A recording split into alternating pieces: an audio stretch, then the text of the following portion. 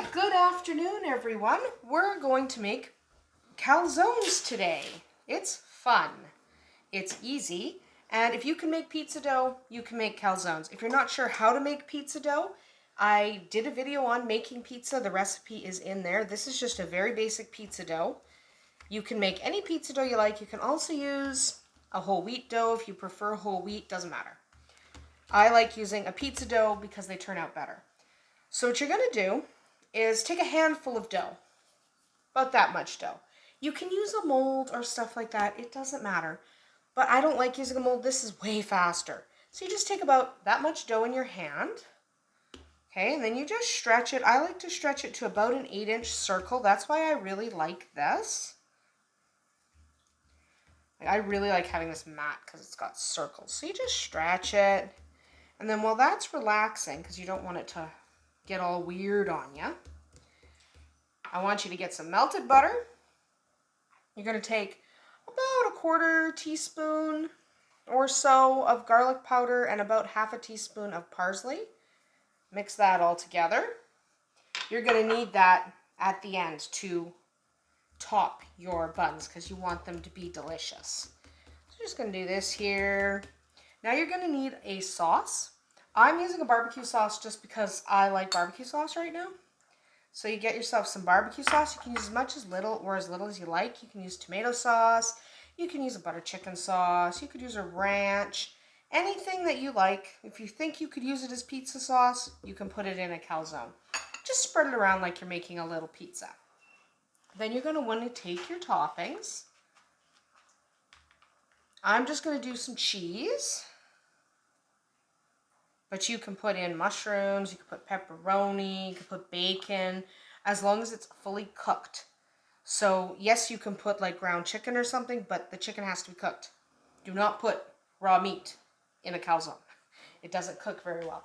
So just make sure your ingredients are cooked if they need to be cooked beforehand.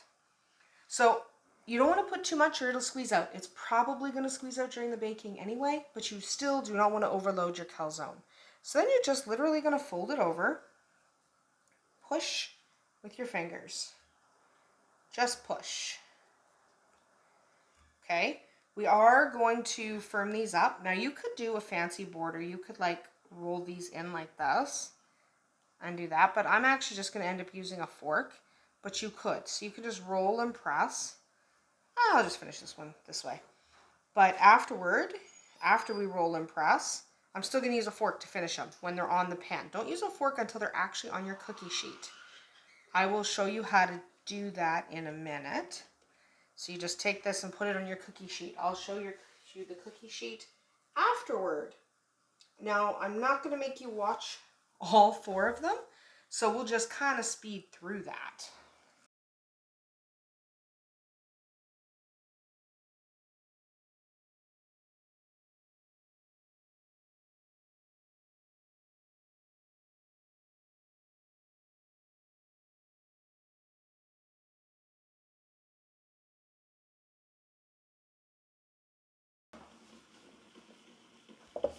So there are 4 formed calzones. I only put 4 on this pan at a time. That's why you're only seeing 4. I will make more.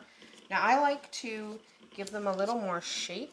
So puff them up and kind of roll them inward. Like that. Now you're going to need a fork. You can use any kind of thing to press it, but I like to use a fork and just press nice and tight on the edges. By the way, if you're having trouble getting your edges to stick together, you might want to use a little bit of water. Water is like glue, so when you are forming these, you can add just a little bit of water to your finger and just run your finger around the edge before you squish the dough together. It does help. But in this case, a fork really helps right here. I place them facing towards each other just because you could very well end up with a little bit of leakage, and if the leakage happens all towards each other, then it's fine, then it doesn't hit the edges of the pan too badly, though it probably will anyway. Be prepared for that. It's a very good chance that you're going to have some leakage. That's okay. Now, because we're basically making pizzas, we are not going to rise these a second time. We're going to put them directly in the oven in a minute, and they'll bake at 400 degrees for about 20 minutes. You want to keep an eye on them because 20 minutes is usually pretty close to right, but depending on your oven, they might be done in 18 minutes, and you don't want to overcook them. Okay, so now that we finished our edges, we're just going to poke right through the dough in a couple of spots on each one, just to help a little bit of air escape as they cook, so they don't explode too badly. Then we are going to get, sorry, I forgot my basting brush.